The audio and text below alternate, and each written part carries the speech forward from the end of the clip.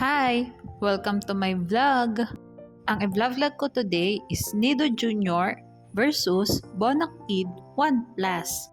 Bago po ako magsimula, gusto ko po muna magpasalamat sa isa nating viewer na si SL Romero 2757 na nag-request ng review ng dalawang gatas na ito. Salamat po sa pagtitiwala niyo sa akin. More information lang po, ang Bonakid ay nag-new look and new formula din po.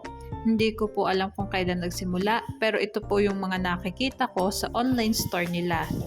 Gaya nga ng dati guys, magbabase ako sa 100 grams per powder ng measurement of nutrients. Mahalagang paalala, breast milk is the best milk for babies. Simulan na natin. Sa protein and carbohydrates, lamang ang Bonakid.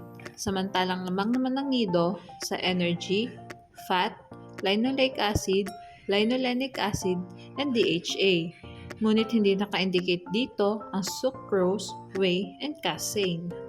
Lamang ang Nido sa macronutrients. Isunod natin ang vitamins. Sa carotenes and vitamin D, lamang ang Bonakid. Samantalang lamang naman ang Nido sa vitamin A, vitamin E, vitamin K, vitamin B1, vitamin B2, vitamin B6, at pantay naman sila sa vitamin B12. At wala ang Nido ng carotenes. Sa niacin, folic acid, pantothenic acid, biotin, and vitamin C, lamang ang Nido. Lamang ang Nido sa vitamins.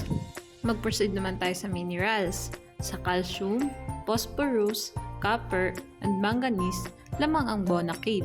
Samantalang lamang naman ang Nido sa magnesium, iron, and zinc. Ngunit wala itong copper and manganese. And then sa iodine, potassium, and chloride, lamang ang Bonakid. Samantalang lamang naman ang Nido sa sodium and sa selenium. Lamang ang Bonakid sa minerals.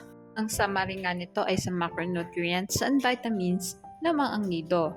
And sa minerals, lamang naman ang Bonakid. Ngunit ang Bonakid ay may nucleotides and lutein na wala naman ang Nido. At ang Nido ay may probiotics na wala naman ang Bonakid. Pero lagi nating tatandaan, pumili ng gatas na hiyang sa bata. Hanggang dito na lang po ang vlog ko.